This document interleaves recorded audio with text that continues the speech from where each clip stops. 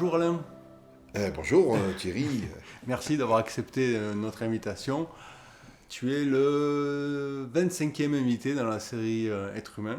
Ah, 25e, c'est un bel âge ça. C'est un bel âge. J'aimerais bien avoir encore mes 25 ans, Tu ça aimerais serait bien avoir super. 25 ans, mais l'important c'est de les avoir dans sa tête, les 25 ans. Oui. Hein, Alors là, je suis plus jeune dans ma tête alors. tu es encore plus jeune. Moi, je suis plutôt à 15 ans, tu vois. Tu es plutôt à 15 ans. Ouais. C'est bien, en pleine puberté quoi. Oui, voilà. Tout à fait. Tu as les hormones En en, pleine force de l'âge. les hormones en effervescence. Ouais. Il est de coutume dans cette interview de poser une question qui est toujours la même, qu'on pose à tous les invités qui nous ont accordé leur confiance.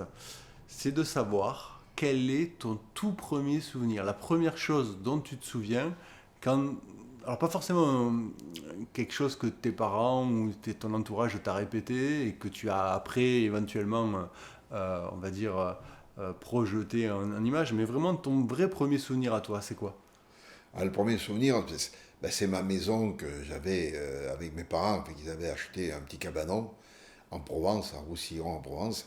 Et ce cabanon, on y a passé tous les week-ends de toute mon enfance. Voilà. Donc voilà, c'est ce que qui me vient le plus à l'esprit. Voilà, c'est important pour moi.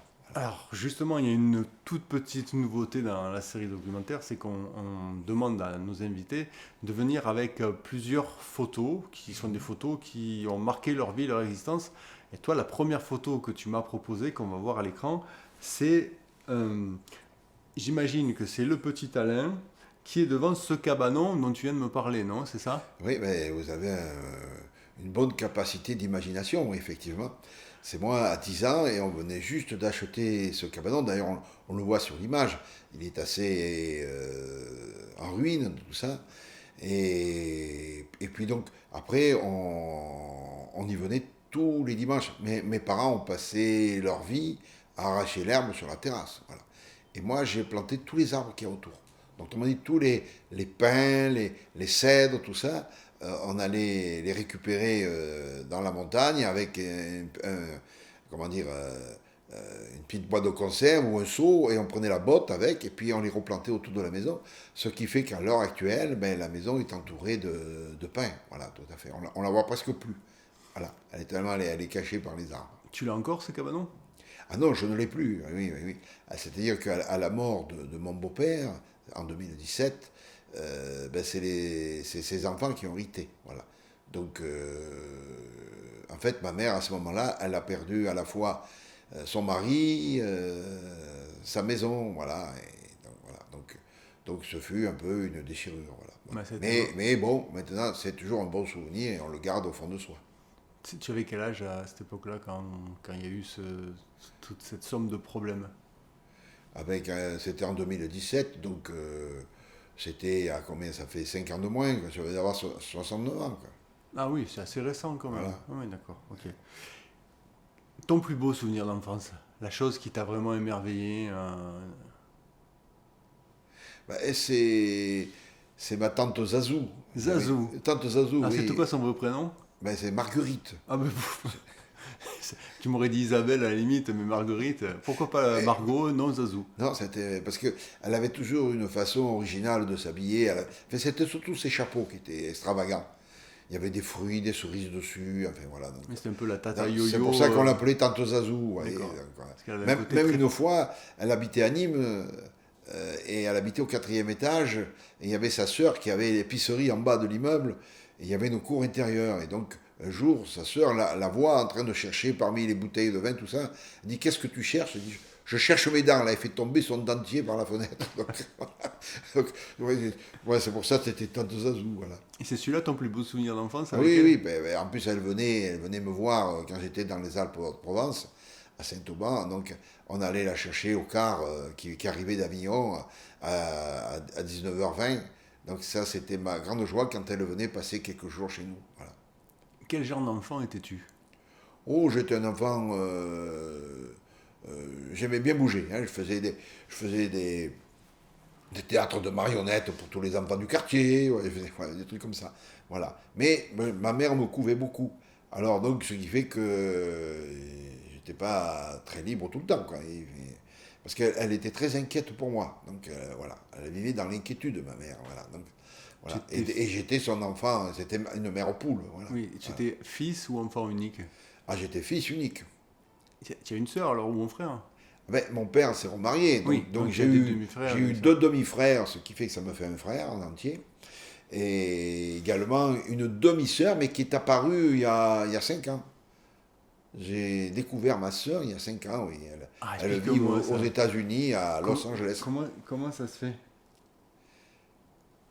Et ben disons que euh, c'est elle, parce que elle vivait donc avec sa mère et le mari de sa mère, et chaque fois que son beau-père lui disait, enfin, pour elle c'était son père, et chaque fois qu'il y avait quelque chose qui n'allait pas, il lui disait, mais de toute façon t'es pas ma fille. Alors elle a commencé à se poser des questions, et puis un jour, bon, évidemment, ce monsieur est décédé, et donc elle voit sur une analyse de sang qu'en fait, son groupe sanguin, c'était pas possible. Et donc, elle dit à sa mère, non, il faut que tu me dises la vérité, qui est mon père.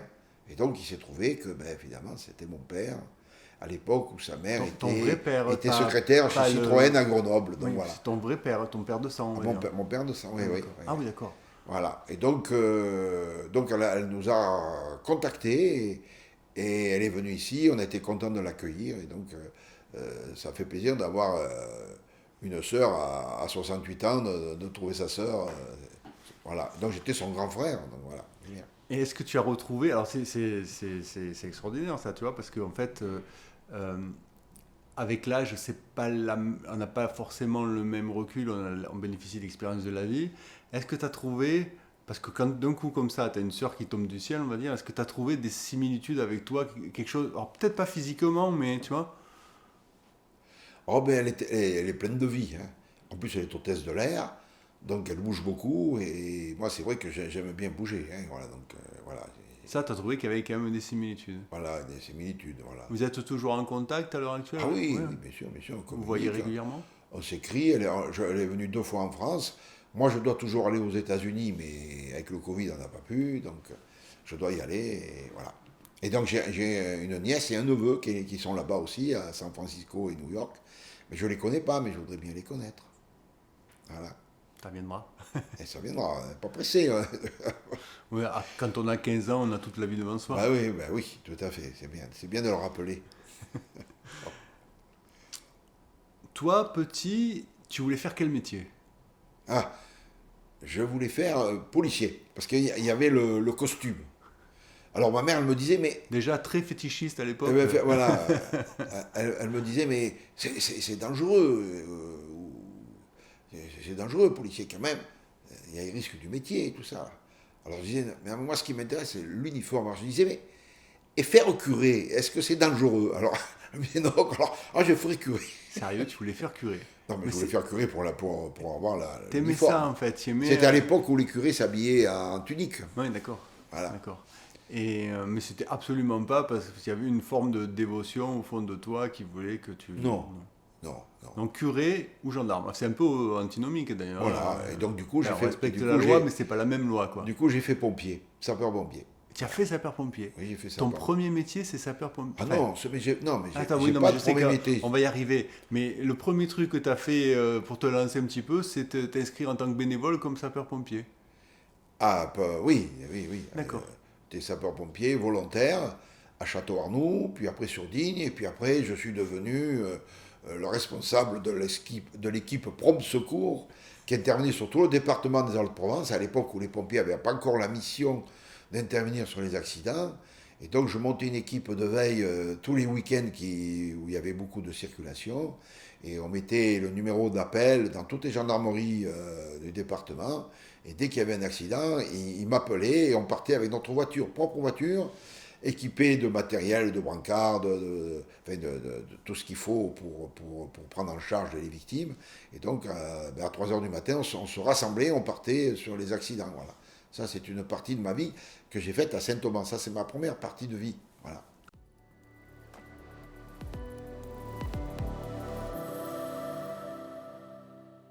J'imagine que quand tu étais sapeur-pompier, tu as dû être confronté à des situations à la fois terribles et difficiles à vivre parce qu'il y a des gens qui devaient être blessés, etc. Mais aussi des trucs improbables, quoi, ubuesques. Alors, ubuesque, pas tellement dans cette première partie de vie, parce que Quand tu étais c'était pompier, hein, je veux plutôt. dire, en tant que sapeur-pompier. Hein. Oui, maintenant que sapeur-pompier, oui, mais j'étais aussi à la protection civile, on faisait les deux. Donc on faisait les postes de secours dans les épreuves sportives, puis on intervenait sur les accidents en tant que pompier aussi. Voilà. Donc c'est plutôt des drames plutôt. Voilà, voilà. Alors, est-ce qu'il y en a un qui t'a marqué particulièrement? Une fois, c'était du côté, juste un petit village au Bignosc à côté de Sisteron, et là, le gars s'était suicidé avec son fusil de chasse dans une cuisine qui faisait 4 mètres carrés, quoi. Donc quand on est arrivé, évidemment, il y en avait partout, quoi. Donc voilà, et il a fallu nettoyer avant que la famille arrive. On ne pouvait pas le laisser ça comme ça. Donc ça a été vraiment Très hard. très prenant au niveau bon, de l'émotion. Voilà. Voilà, après, il y en a eu d'autres aussi. Une fille qui s'était jetée sous un autorail. À l'époque, on n'appelait pas ça TER, on appelait ça autorail. Donc elle a mis ses chaussures au bord du rail avec un petit bouquet de fleurs bien rangé. Oui, carrément. Et elle s'était jetée sous l'autorail, voilà, une fille de 20 ans, voilà. Tu étais jeune à cette époque-là? Ah, je devais avoir, oui, c'était en 75, donc je devais avoir... Vingtaine d'années. Oui, Et voilà, 25 années. Est-ce que, comment on fait quand on est jeune comme ça, et à cette époque-là où on n'a pas les mêmes informations pour avoir du soutien, etc. Est-ce que ça t'a été difficile de surmonter ces moments de vie qui sont terribles? Pour moi, non. Finalement, non, parce que je ne fais pas l'éponge, en fait. D'ailleurs, c'est une chose, je me suis posé la question quand j'ai fait des stages avec Jacques Salomé, on faisait des stages de psychodrame. Tous les gens avaient des histoires à raconter, mais moi, j'avais pas de problème en moi. En fait, je dois être quelqu'un qui reçoit, mais qui extériorise tout de suite. Donc ça ne reste pas à l'intérieur. Voilà, ça, c'est une particularité que j'ai de pouvoir me libérer facilement de ces émotions négatives. Voilà. Voilà. Et donc, effectivement, cette fille, ça avait été quand même marquant, parce que là aussi, on est allé ramasser les morceaux, quoi. Donc, il y avait tous les corbeaux qui arrivaient sur la voie. C'est pas très agréable à raconter, surtout si vous êtes en train de déjeuner pendant ce temps-là, quoi. Et donc, le midi, on est rentré, on a mangé au restaurant, et là, bon, ils nous ont servi une daube. Je vais vous dire, on n'a pas touché le plat. On n'a pas touché le plat. On ne pouvait pas. Voilà. Non, mais c'était. C'est dur quand même. C'est des souvenirs durs. Voilà. Ouais, c'est dur, voilà. comme ça. Voilà. Ouais. Donc on parle de ton premier métier, on va revenir un petit peu en arrière. Quel métier faisait ton papa? Ah, mon papa, il était dessinateur. Il faisait dessinateur industriel. Ouais. Et puis après, il s'est débrouillé par lui-même dans l'entreprise. C'était à l'époque à Péchiné. Et il est devenu chef des services achats au centre de recherche de Vorep. Hein, voilà. Et c'est là d'ailleurs qu'il a eu un accident mortel et qui nous a quittés. Voilà. Suite à un accident de travail. Voilà. Ah oui, carrément, quoi. Oui, parce que c'était une journée d'inventaire, il faisait l'inventaire au magasin, puisqu'il était chef des services achats. C'était pas lui à faire, c'est pas lui qui faisait l'inventaire, mais comme il est chef de service, il était là, et il passait. Et à ce moment-là, ils ont trouvé une boîte qu'ils ont ouverte. Il n'y avait pas d'étiquette dessus, donc ils ne savaient plus ce que c'était, donc ils ont ouverte. Et il s'est trouvé que c'était du zirconium. Zirconium, c'est comme c'est des métaux, c'est comme le sodium. C'est-à-dire que quand il y a un sacré degré d'humidité, ça fait un flash. D'ailleurs, le zirconium, on l'employait dans les ampoules de flash à l'époque. Voilà. Et donc là, ils ont ouvert la boîte et ça a fait le flash. Et lui, comme il était devant, mais il a été brûlé. Voilà. Et il n'a pas passé le cap des 9 jours. Voilà. Ouais, dur. Et, Et ta maman, quel métier faisait-elle? ma mère était secrétaire de direction, toujours à Péchiné aussi. Hein, voilà. Alors là, c'était sur Saint-Auban. Voilà. Et donc, elle a fait toute sa vie à Saint-Auban. Quoi. Voilà. Qu'est-ce qu'ils t'ont enseigné comme valeur, tes parents? Ah ben, bon, mes parents ont été vite divorcés, donc après, c'est surtout ma mère qui m'a élevé. et ma tante Zazou et ma grand-mère. Donc, Alors tiens, justement, la photo numéro 2, voilà. j'imagine que celle qu'on va voir, c'est toi qui es assis sur la chaise, qu'on a tante Zazou et ta grand-mère à côté. Voilà, C'est ça. voilà. Et ma grand-mère était malvoyante, elle ne voyait pas. Elle avait perdu la vue. Au départ, ma grand-mère était concierge d'immeuble à Paris. Et puis, elle a perdu la vue. Et donc... De manière accidentelle ou par ben dégénérescence? non, je crois que c'était un problème Dégénérescence. de rétine. Ouais. Maintenant, je crois que ça se soignerait. Voilà. D'accord. Et, Ah oui, c'est la rétine qui s'opacifie, voilà, un truc comme ça. ça se soignerait. Donc, elle n'y voyait pas du tout. Et donc, elle vivait à Paris, et ma mère à Saint-Auban la recevait aussi, souvent, elle était souvent avec nous. Donc, voilà. Donc, c'est elle qui m'a élevé, avec ma tante Zazou qui venait, et ma mère qui travaillait. Ma mère travaillait, et ma grand-mère et ma tante s'occupaient de moi, voilà. Donc, ça a duré des bonnes années, ça, voilà. Et alors, tante Zazou et ta grand-mère, elles t'ont enseigné des valeurs quand même. Ta mère aussi, j'imagine. Ah Quel oui, genre oui, de- ben, ma mère, c'était plutôt, faut pas faire trop de bruit, faut pas déranger, voilà. Et tante Zazou, elle te poussait à faire des conneries un peu ou- Ah non, tante Zazou, elle avait la particularité, c'est que comme elle faisait les repas le soir, alors si quelqu'un se pointait à 18h45, presque à l'heure du repas, elle avait son dentier, il marchait tout seul. Elle râlait. Ah oui, d'accord. Ouais. En fait, elle Ah râlait oui, dans elle sa râlait. tête, mais ça Ah ouais, se... D'accord. elle était vive. Ouais. Ouais. C'est-à-dire que ma tante Zazou, en fait, elle était diaconesse. Diaconesse est une sœur protestante. Ah, d'accord. Et elle était infirmière. Donc elle travaillait aussi à la maison de la santé à Nîmes. Voilà. Et donc elle était chef infirmière chef. Voilà. Donc elle était habituée à diriger. Donc voilà, donc à la maison, il fallait que ça marche au droit. D'accord, ouais.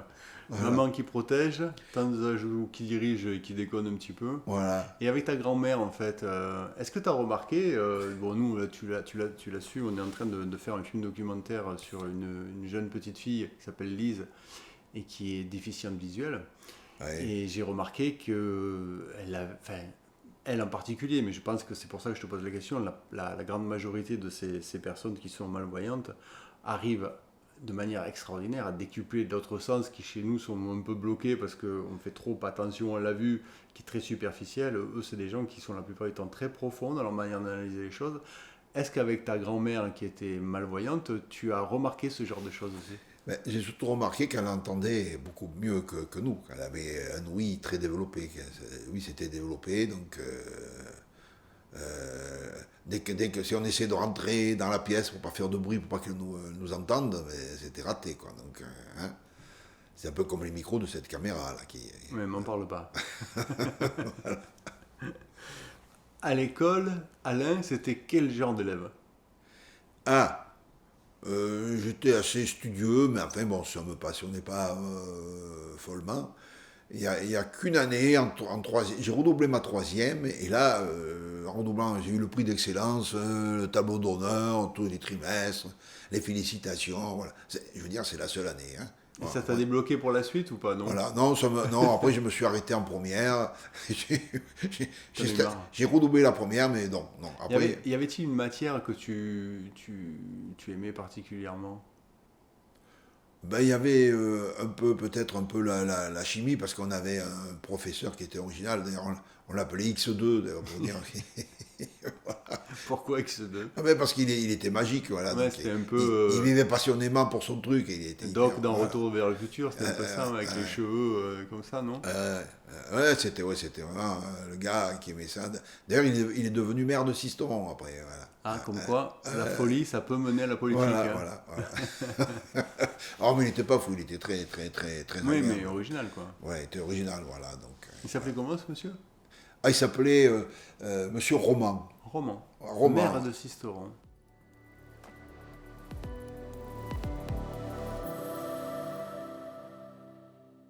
Une fois, bon, on était en troisième, et là, on avait une prof de français qui était un peu en difficulté psychologique, puisqu'elle avait fait des séjours un peu en hôpital spécialisé. Et bon, nous, quand on est jeune, on est un petit peu terrible, un peu pas très forcément tendre. Et cette prof de français, elle nous lisait un livre, je ne sais plus de qui. Et il y en a un, qui a lancé une ampoule lacrymogène. Donc elle lisait son livre et elle avait son mouchoir, elle s'essuyait les yeux et elle disait mais qu'est-ce qui se passe? Alors, elle lui disait mais c'est le prof de chimie qui fait des expériences. Parce que souvent ça sentait l'H2S, ça sentait l'œuf pourri dans les couloirs avec le laboratoire de chimie. Voilà.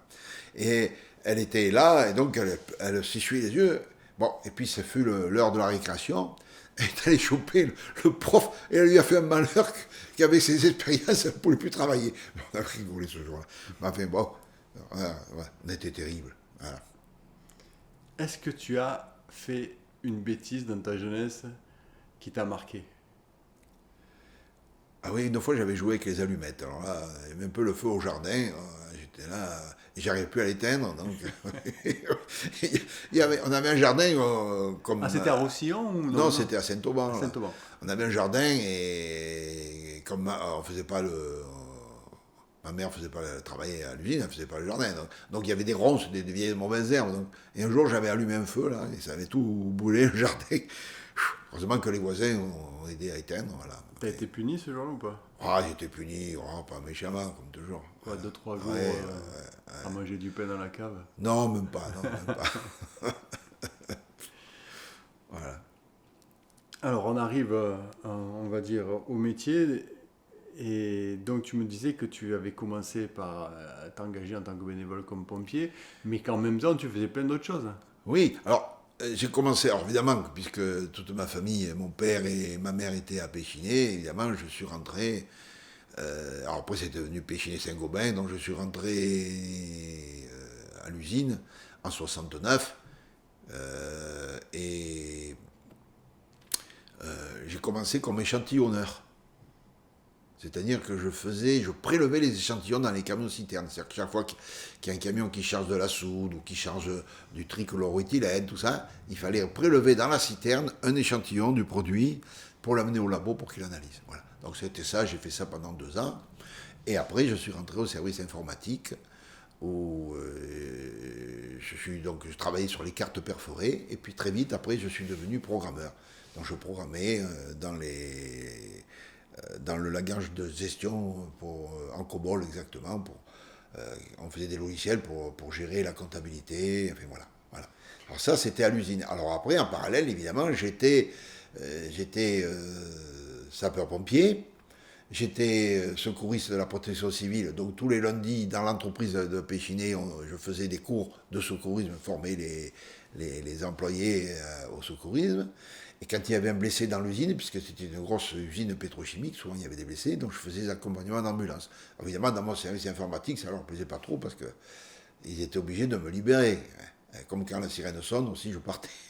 Donc, voilà. Et puis en même temps, je faisais du journalisme aussi. Donc j'étais pigiste à Nice Matin. Là. Et là, donc, je faisais les sports le dimanche et puis les faits divers. Enfin, voilà, je faisais de la locale. Presse écrite uniquement. La presse écrite, oui, tout à fait. Tu rédigeais des petits articles en fonction de divers événements. Ce qui allait bien avec les pompiers, tout ça, tout se mariait en fait. Tu arrives à dormir ou oui, tu dormais très bien? Oui. Non, je dormais très bien, ça. Voilà. À part quand on me réveillait la nuit pour aller sur les accidents.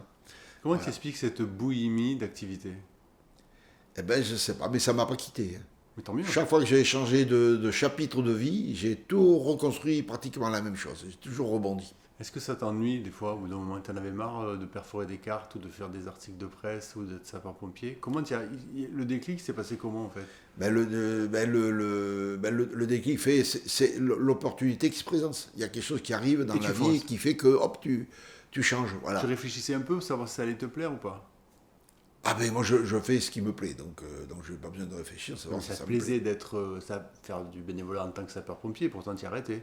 Mais j'ai pas arrêté tout de suite, j'ai arrêté beaucoup plus tard. Dans mon deuxième chapitre de vie, je suis sapeur-pompier beaucoup plus. Mais j'ai l'impression, là, comme ça, en fait, si tu veux, que dans chacun des chapitres, en fait, il y a à peu près 3-4 activités que tu retrouves dans le deuxième, le troisième et le quatrième, mais qui sont à peu près les mêmes, mais sous un angle différent. Est-ce que je me trompe pas? Oui, ben elles évoluent dans le temps. Donc voilà. Puis certaines qui disparaissent complètement. Hein. Voilà. Si on passe dans la deuxième chapitre de ma vie, puisque ma vie est un roman, voilà.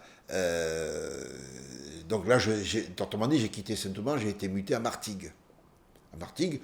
Alors là, Péchiné, Saint-Gobain était devenu Rhône-Poulenc, donc j'ai été muté dans une petite unité à Rhône-Poulenc, à La Vera, exactement. Voilà.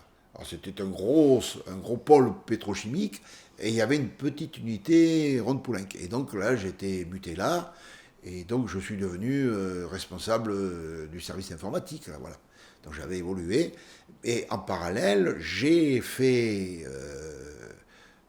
quitté le Nice Matin, puisqu'il n'était plus là-bas à Martigues, c'était le Provençal à l'époque, maintenant qui s'appelle la Provence. Et donc là, je suis rentré pigiste d'agence. Voilà. Et en même temps, je suis rentré chez les sapeurs-pompiers de Martigues. Alors là, c'était plus la même musique, parce que là, on décalait la nuit, on décalait le jour, on faisait des gardes, voilà. Il y avait la mer. Il y avait la mer, mais la mer, j'étais pas trop. T'es pas trop mer ? Je n'ai pas trop profité. Non, mais en tant que j'ai passé le permis bateau, bien entendu. bien. Mais il y avait à Martigues, oui, la commune avait des plages, évidemment. Oui, non, mais vous faisiez des sorties de sauvetage en mer, c'est ce que je voulais dire. Non, on ne faisait pas la mer, on faisait sur les accidents, tout ce qui est des interventions urbaines, quoi, voilà. Et puis surtout au Provençal, donc au journal, j'avais donc un bureau dans l'agence, et puis mon chef d'agence, qui était un homme remarquable, c'était un peu mon père spirituel. Il était vraiment très, très, très bien. Et donc, il m'a beaucoup aidé. Il m'a beaucoup aidé à avancer dans le... Il s'appelait Max Guillen. Ouais, c'était un homme remarquable. Alors, qu'est-ce qu'il t'a appris ? Parce qu'en fait, tu dis que c'est ton père spirituel. Mais parce qu'il m'a toujours conseillé. Qu'est-ce qu'il t'a transmis, en fait ? Il m'a transmis, c'est un peu la façon d'arrondir les angles. Parce que c'était un peu le journal, le Provençal, là, c'était un peu le journal, tout le monde il est beau, tout le monde il est gentil, donc il fallait dire les choses sans les dire, il fallait arrondir les angles. Mettre de l'eau dans son vin. Voilà. Mettre de l'eau dans son vin, mais des fois il piquait des colères vraiment, et d'ailleurs il avait fait une chronique qu'il appelait le râleur. Donc il se défoulait, il faisait le râleur. Voilà. Et toi, tu écrivais quel genre d'article ? Je faisais des reportages un peu sur les paysans du coin, sur les associations, voilà. D'accord. Voilà. Et puis j'ai créé des associations moi-même, j'ai créé des associations de randonnée pédestre. Voilà. Et donc, déjà, il faut dire, dans mon premier chapitre vie à Saint-Auban, j'étais déjà animateur de la MJC aussi, en même temps, j'ai oublié de le dire. J'avais créé l'animation de randonnée. Il existe combien dans l'Ingiro dans le monde, en fait ? Eh bien, je ne sais pas. Il y en a j'ai même très, très curieux qu'il y a quelqu'un qui portait le même nom que moi. Non, mais je veux dire, tu vois, on a l'impression que la première partie de ta vie, c'est déjà une vie complète. Ah ben oui, disons que j'étais animateur de la MJC, j'animais l'activité randonnée, donc je programmais les sorties, et en même temps, comme ils avaient un petit bus de 17 places, donc ils m'ont fait passer le transport en commun. Donc j'avais déjà été bien équipé. Et je suis devenu chauffeur de car. Et je suis devenu chauffeur de car. J'ai eu un car de 57 places quand même après. Je crois pas. Mais ça, c'est dans la troisième vie. Alors. Oui, on verra après. Il ne faut pas brûler les étapes. On va faire que la première vie aujourd'hui parce que déjà, on va consommer 4 heures de discussion. Voilà, mais là, on était parti dans la deuxième déjà. On était déjà dans la deuxième, d'accord. Et oui, à Martigues. Alors tiens, tu vois, tout ça, ça me fait penser à quelque chose.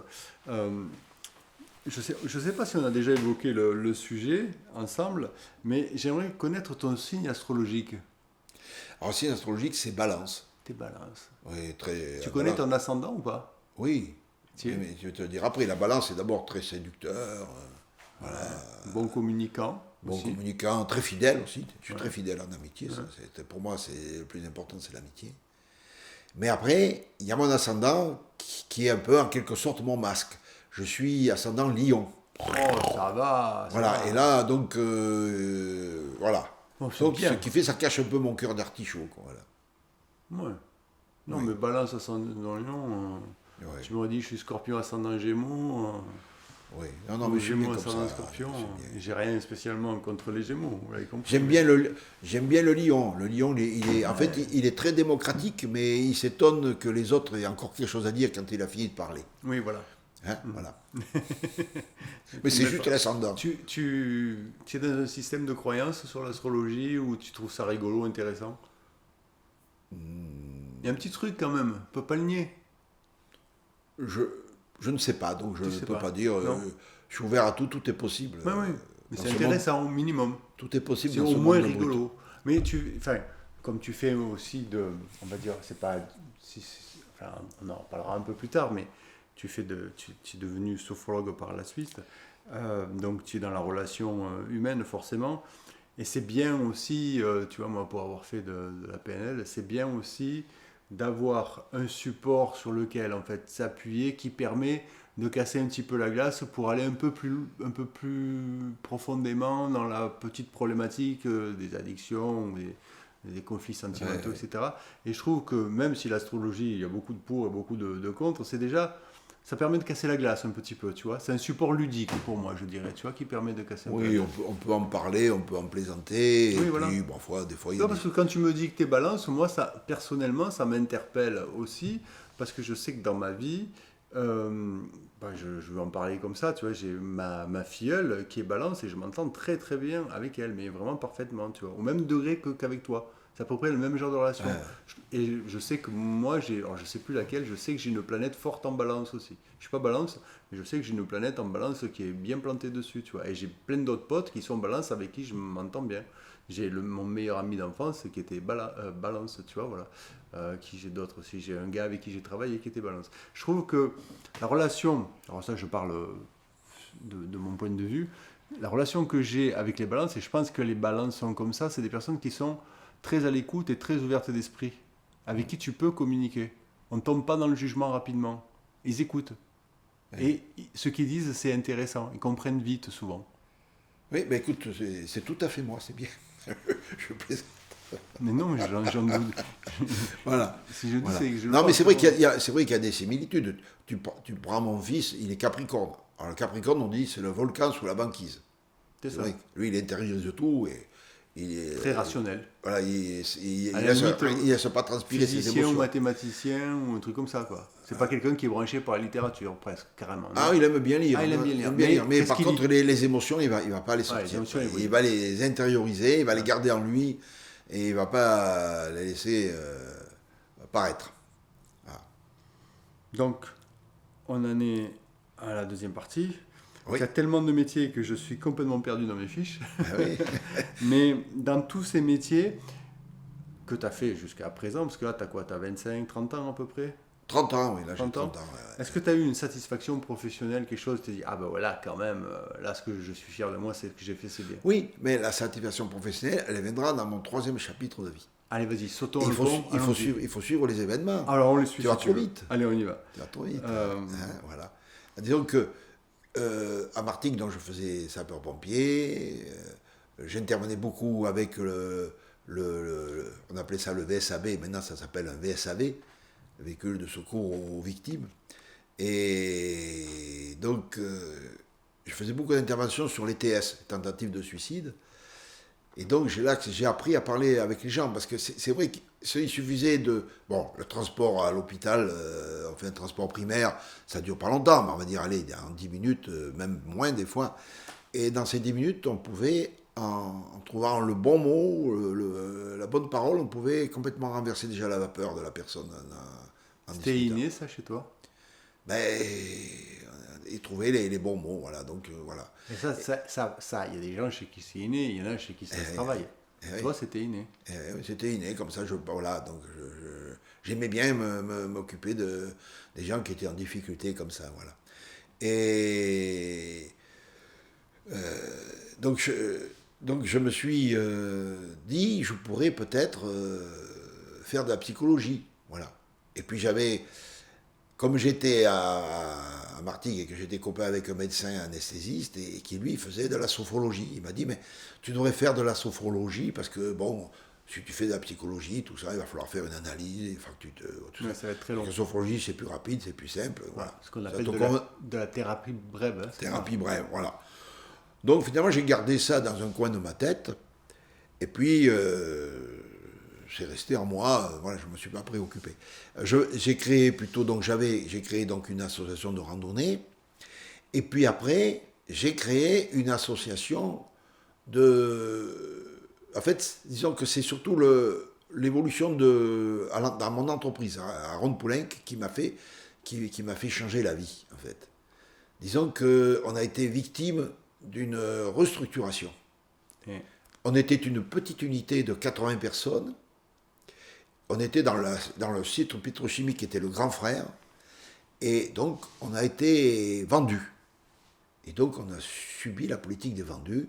C'est-à-dire qu'on s'est retrouvé de chef d'exploitation. Et j'avais mon bureau en mur et le bureau en meuble. Eh bien, on m'a rapatrié dans l'équipe existante déjà. Évidemment, j'étais en doublon. Donc, on m'a dit, bon, ben là, par contre, on n'a pas de bureau, donc on vous met avec les autres au milieu. Puis après, on m'a dit, ben, ton bureau, il est plus grand que le chef d'exploitation actuel, donc tu devrais y donner le tien. Et puis finalement, ils m'ont placé derrière les unités à bande, un peu, ils me mettaient dans le placard, quoi, voilà. Et là, et d'ailleurs, les 80 autres personnes ont subi le même sort. Ils ne savaient pas où ils étaient mutés, tout ça. Mais moi, j'ai dit, ben, c'est pas grave, je vais m'adapter, je vais accepter la situation. On accepte la situation, qu'est-ce qui se passe? Eh ben, donc, je crée mon entreprise en parallèle.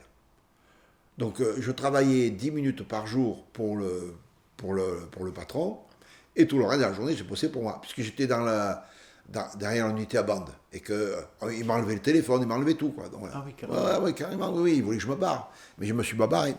Ce que j'ai fait, je suis tombé dans le syndicalisme. Et donc, je me suis fait élire à la CGC. Parce que pour le patron, lui, il n'aime pas trop la... voilà. La CGC, ça va bien, parce que c'est le patron, il contrôle. Fédération voilà. Générale. Donc, à la CGC, ils ont mis 2 ans pour me faire virer de la CGC. Ah, parce qu'ils t'ont viré de la CGC. Ils m'ont fait virer de la CGC. Pourquoi? Bon, voilà, parce que j'étais pas dans la philosophie, voilà.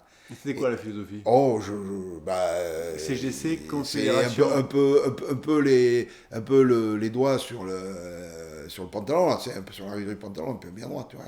Confédération Générale Chrétienne, c'est ça? Non, Non. des cadres. Les cadres, pardon. Voilà, ouais, CGC, voilà, c'était les cadres. Les cadres, ils obéissaient au patron. Donc d'ailleurs, s'il n'y avait pas de candidat à CGC, il suffisait de téléphoner à la direction, 10 minutes après, il y avait un candidat. Voilà, c'était toi. Oui, c'était à cette époque. C'était un peu le fusible entre la CGT et le patronat.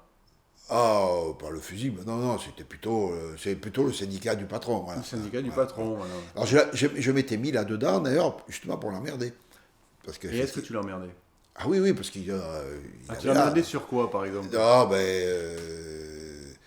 des fois, la prescription, là, j'étais assez contestataire, donc, où je partais en heure syndicale, puisque j'avais plus de boulot, donc je partais en heure syndicale, quand il y avait des travails de manutention qui ne correspondaient pas à mon travail.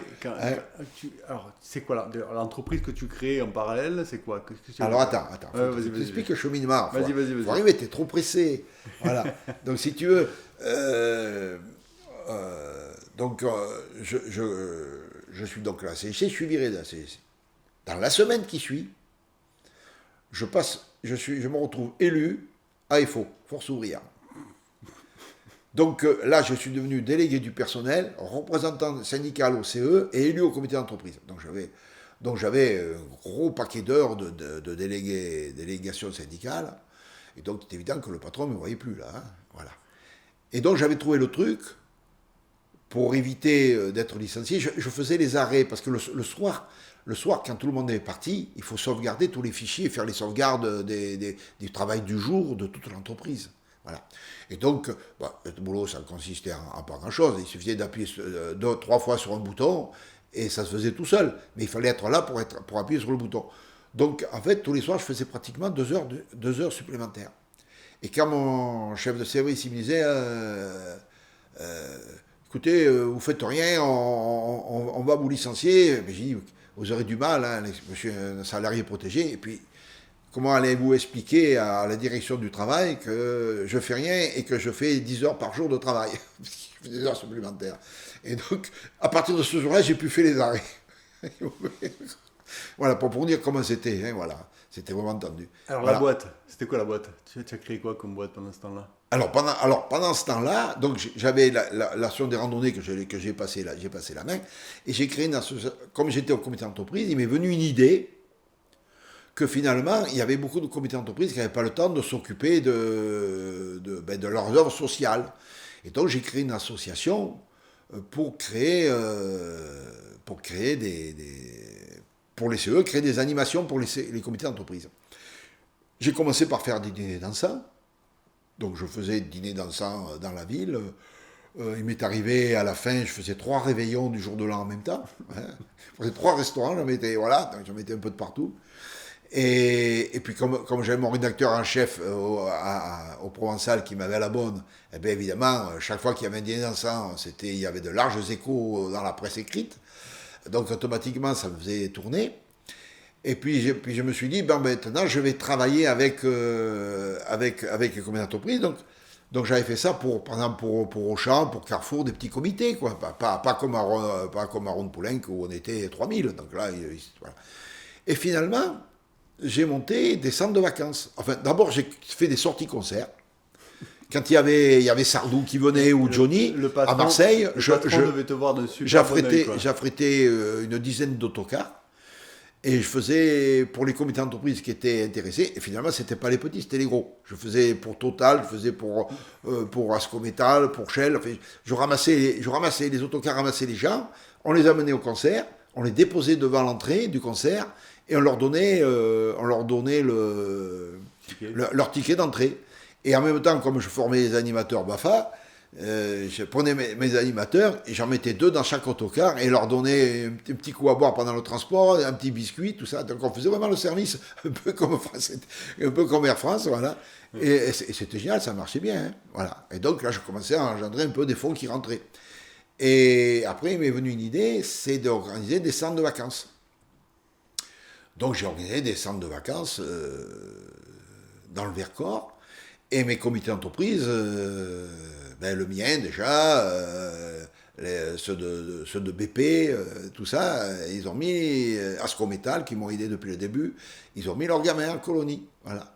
Et donc c'est comme ça donc, que j'ai commencé, je faisais 2 mois de colo l'été, juillet, août. Alors je ne pouvais pas y être puisque j'étais engagé quand même dans l'entreprise, donc je prenais évidemment des directeurs, tout ça, et j'avais mon personnel qui bossait, et moi j'étais en entreprise. Voilà. Et à un moment donné, le Crédit Mutuel, à la banque j'étais, ils m'ont dit, mais regardez, vous avez beaucoup d'argent là, qu'est-ce qu'il faudrait le placer? J'ai commencé à me poser la question, est-ce qu'il ne faudrait pas que je quitte pour développer ça beaucoup plus, quoi, voilà.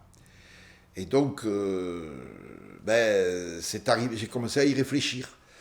Et c'est là qu'on m'a proposé, j'étais dans le Vercors, et juste à côté, à quelques kilomètres, il y avait un centre de vacances qui appartenait à Hispano-Susa, qui font les moteurs d'avion Hispano-Susa. Et c'était géré par leur comité d'entreprise, la CGT. Voilà. Et donc, en fait, ils voulaient le vendre. Et donc, je suis allé les voir, sans trop y croire. Moi, c'est toujours pareil. Moi, je vais voir sans trop y croire, sans arrière-pensée. Tu vas promener, en gros. Et puis, les choses se font, mais d'une manière naturelle. Voilà. Donc j'ai sympathisé avec eux. Il y avait des Anglais qui voulaient acheter le centre, mais pour en faire autre chose. Et moi, je voulais évidemment faire des centres de vacances. Et la CGT, ils étaient très sensibles au fait que ça reste pour les enfants. Donc bien que les Anglais leur offrent plus d'argent, ils ont préféré me le vendre à moi. Donc j'ai acheté ce centre-là. Alors pour acheter le centre de là, il me fallait de l'argent. Donc j'ai monnayé mon départ sur l'entreprise à Martigues. Voilà, donc j'ai monnayé. Alors, c'était l'époque où ils payaient bien pour partir. Alors, moi, en plus, ils étaient vraiment très contents de payer pour que je parte vite. Voilà, que je parte vite. En fait, les gens, ils allaient voir le directeur de l'usine et un quart d'heure après, ils n'en faisaient plus partie, ils avaient leur chèque. Voilà. Moi, ça ne fut pas le cas. J'y suis allé, et quand ils m'ont annoncé la somme qu'ils me donnaient, je leur ai dit, mais non, avec ça, je ne peux rien faire. Voilà, donc ça ne m'intéresse plus. Voilà, et donc je suis retourné dans l'entreprise. On peut savoir quelle somme? À l'époque, c'était encore des francs. C'était 20 briques qui m'a proposé. 200 000 francs? Ouais, voilà, quelque chose comme ça. Ouais. C'était pas assez. Ouais, c'était pas assez. Il te fallait un zéro de Alors, je leur ai dit, mais non, écoutez, je suis venu voir parce que j'ai un projet, mais ce projet, pour que je puisse réaliser, il me faut au moins le double. Voilà. Oula, c'est pas possible. Ben, c'est pas grave, oublions. Je retournais au service informatique, et puis t'entends, ils me téléphonaient, alors, vous avez toujours pas... Ah non. Alors je leur disais, ce week-end je monte à Paris, j'ai un cousin, je vais voir s'il peut me prêter de l'argent. C'est pas vrai, je n'ai pas de cousin. Alors le lundi, il me téléphonait, alors votre cousin. J'ai dit non, ça ne marche pas, il ne peut pas en ce moment. Bon, ça a duré 3 mois. Au bout de 3 mois, ils m'ont appelé, ils m'ont dit, bon écoutez, venez, on vous donne ce que vous voulez. Voilà, ils m'ont donné le double. Ah tu vois. Ce qui fait que j'ai pu acheter le bâtiment. Donc en fait, je me suis carrément lâché. Mais ce que j'ai fait, tout le monde peut le faire. Il suffit de oser. Il faut oser sa vie, on est la seule à la vivre. Donc, il faut prendre des risques un peu dans la vie et qui ne risquent rien à rien. Donc j'ai quitté mon salaire de presque fonctionnel, j'étais tranquille, à la sécurité de l'emploi, pour prendre ce centre de vacances. Et c'était un centre, alors je tournais que l'été sur les centres de vacances, mais après il me fallait le faire tourner à l'année. Donc c'est là, donc je suis parti dans le Vercors. Donc j'ai tout plaqué, la Provence, le journal La Provence, tout ça. Et dans la ville, d'ailleurs, j'ai oublié de vous dire, mais j'étais aussi élu de la ville. J'ai fait un mandat politique. Quelle ville? À Martigues, qui était une ville tenue par les communistes. Ah. Voilà. Et là, Mais tu es allé par conviction? j'avais envie de m'occuper de la ville. Oui, mais par conviction communiste. Ah non, mais c'était pas que les communistes. J'étais élu en tant que socialiste. Ah, tu étais socialiste, Voilà. d'accord. Alors. Mais sur une liste communiste. Oui, c'était l'union de la gauche. D'accord. Voilà. Mais j'ai tout de suite vite compris que ça allait pas, quoi. C'est quoi qui allait pas? Ça allait pas, parce que le jour où j'étais élu, la fédération, le responsable de la fédération m'a appelé, il m'a dit, bon Alain, puisque tu es élu, maintenant c'est très simple, soit tu es avec moi, soit tu es contre moi. À moi, il suffit qu'on me parle comme ça pour que... Tu te braques. Je me braque, je fais tout le contraire.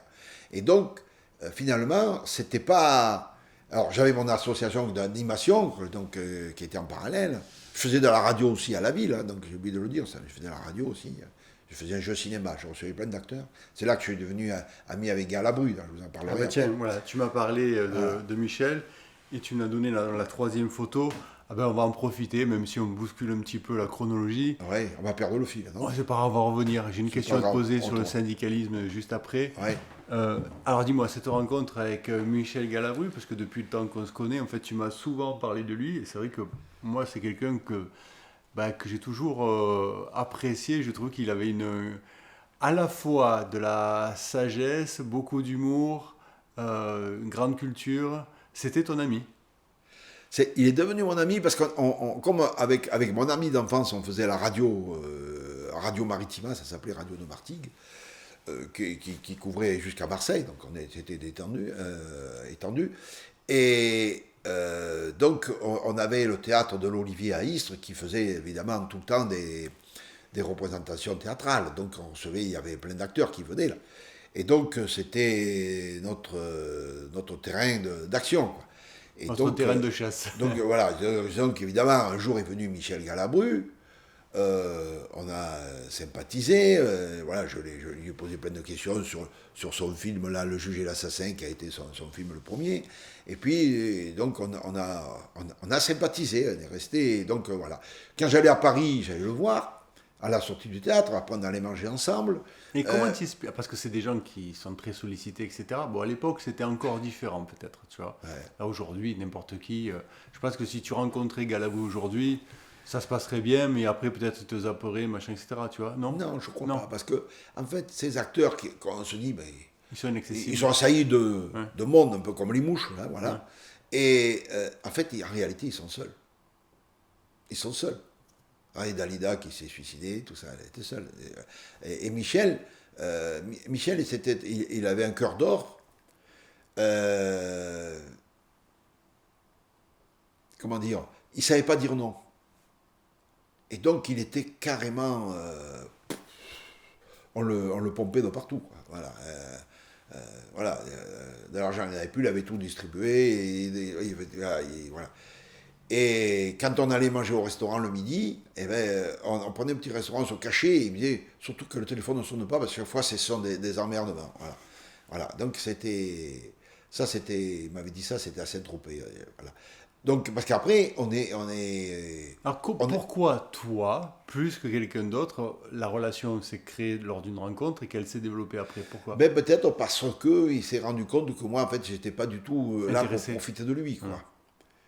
Voilà, pas profiter de lui. Donc, tu vois, par exemple, j'allais le chercher au théâtre de la Criée à Marseille, où il faisait La femme du boulanger. Et puis le soir, je l'amenais à Saint-Tropez, parce que le lendemain matin, il tournait un film avec Louis Rigaud et Anémone. Tu vois, donc je servais de taxi, je l'amenais, voilà, et puis, tu vois, il me disait, mais tu n'as pas de chambre, ben, ben viens, tu vas dormir avec moi, tu vois, il était vraiment très, voilà. Et puis le matin, quand il tournait son film, il me dit, ben, tu veux aller me chercher le journal? Alors, j'ai cherché le journal, tu vois, il voulait, voilà, et voilà. Tu avais Anémone à côté qui disait, ah, Anémone, il y a un journaliste qui vous demande. Ah, ben, alors lisez le journal. Ben, dites-lui que je suis occupé, hein, dans un quart d'heure. Voilà. Et donc je sors de. Donc j'étais avec Michel, je pars chercher le journal, je sors de là, évidemment je rencontre le journaliste qui attendait Anémone. Et c'était mon ancien chef d'agence de Nice Matin. Et moi j'étais là, tu vois, ça s'était fait naturellement, voilà. Voilà, mais Galabru, j'allais au théâtre à Paris quand j'allais le chercher. Une fois on est sortis du théâtre tous les deux, et on a assisté à une scène un peu curieuse, un chat qui courait après un rat. Et le rat, qu'il arrive à la sortie de l'égout, il fait volte-face. Et là, ce fut l'inverse. C'est le chat qui est parti et le rat qui est couru après. C'est bon, une anecdote qu'on a regardé cet événement très curieusement. Voilà. Quand tu disais qu'il était seul, est-ce qu'il y a des moments où il s'est confié à toi sur cette solitude? Ah oui, ben oui, quand on était, quand on allait comme ça au restaurant, bon, on sentait que voilà. Il n'était pas très bien? Voilà, non. Puis en fait, Michel, on te le donnait comme un colis. Une fois, parce que Michel, il disait toujours oui. Donc, quand j'avais mes centres de vacances, j'avais fait un stand à la foire de romans. Et donc, il avait accepté de venir sur mon stand. Il est venu passer 2 jours sur mon stand gratuitement, sans qu'il rien demander. Et donc, évidemment, il fut l'invité d'honneur de la foire. Et donc, j'étais allé le chercher à 7, parce il jouait au théâtre à 7. Et donc, Citroën m'avait prêté une XM, une belle voiture. Hein. Tu es parti le chercher, donc de Romans à 7. Et là, son impression m'a dit, bon, vous le prenez vous le prenez ce matin à 9h, et il faudra le ramener dimanche soir à 19h. Voilà. Comme on te donne un colis, tu le ramènes. Et après, quand il est avec toi, ben, tu es son poisson pilote. C'est-à-dire qu'il il prend pas la décision, c'est moi qui prends pour lui. C'était vraiment frappant, quoi. Donc, voilà. Même que, comme je savais qu'il devait venir sur mon stand, j'avais prévenu France 3 ou Radio France qu'il allait venir et que s'il voulait l'interviewer, on pouvait ménager un petit temps. Alors ils avaient pris ça de haut, les journalistes. Ouais, bon, on verra, mais pour l'instant, c'est pas à l'ordre du jour, tout ça, voilà. Très bien. Bon. Donc, Michel, il vient sur mon stand, il reste sur mon stand, et puis on voit arriver les journalistes. Monsieur Galabru, on peut vous faire une interview? Alors lui, il dit, ah ben écoutez, ça c'est... faut voir avec Monsieur Giraud. Alors je me tourne vers eux, j'ai dit, écoutez, je vous avais prévenu, vous m'avez dit que vous n'aviez pas le temps, que c'était pas l'ordre du jour, donc pour l'instant, on verra demain peut-être. Voilà, paf. Et là, je me suis vengé un peu, là. J'étais content, là. Dès que j'ai pris une revanche, super. Est-ce Voilà. que ma question, c'était savoir s'il y a des moments, en fait, il se confiait à toi parce que nous, quand on le voit comme ça, c'est qu'il a une bonhomie naturelle, on sent que c'est quelqu'un qui vit facilement, on sent qu'il est heureux, qu'il a un petit détachement, mais je pense que derrière, il y a une souffrance. Est-ce que tu l'as remarqué? Mais Michel, il jouait toujours. Il jouait un rôle tout le temps. D'ailleurs, quand on passait dans la rue, il rentrait dans tous les magasins, il passait derrière le comptoir. Il fallait toujours, Michel, on n'a pas le temps. Hein, il fallait toujours le tirer. Voilà. C'était sa façon c'était son masque. Voilà. Après, bon. Il s'est confié à toi, il t'a dit des trucs un peu. Il s'était mal entouré aussi. Donc, des gens qui profitaient de lui. Donc, voilà. Donc, tout ça, c'était. Voilà. Donc, voilà. Des gens qui lui ont tourné le dos, qui après. Voilà. Et puis après, bon, il a eu une fin difficile, Michel, puisqu'ils l'ont laissé terminer sur scène, se perdre sur scène. Ils l'ont laissé passer les 3 quarts d'heure. C'était son dernier truc, je crois que c'était le cancre qu'il faisait, il appelait ça, c'était son dernier show. Et la dernière représentation qu'il a donnée, il a complètement oublié son texte, donc ils l'ont laissé se perdre 3 quarts d'heure sur scène pour éviter de rembourser la salle. Voilà. Donc j'ai trouvé ça très lamentable. Voilà. Ouais, c'est pas très beau. Ouais. Voilà. Ouais. Mais il est né à Malocène, pas loin d'ici. Eh oui, il jouait à Malocène, bien sûr. Ouais, bien sûr, ouais. Il était chez ses amis, chez un médecin. Voilà. Et à Galabru, mon beau-père était dans la même école que lui à Montpellier. Oh. Oui, oui. Et il s'était fait virer du lycée. Parce il avait mis, il s'était coupé les poils du pubis, il l'avait mis dans une enveloppe, je sais pas ce qu'il avait fait. Il faisait le cancre. Ouais. Voilà. Mais Ouais. enfin, bon, il n'y a pas besoin d'être aussi. On arrive à se débrouiller dans la vie. Hein. Oui, bien sûr. Il suffit simplement d'oser, comme je disais tout à l'heure. Ose Alors, ta vie, toi seul la vivras. tout à fait. Voilà.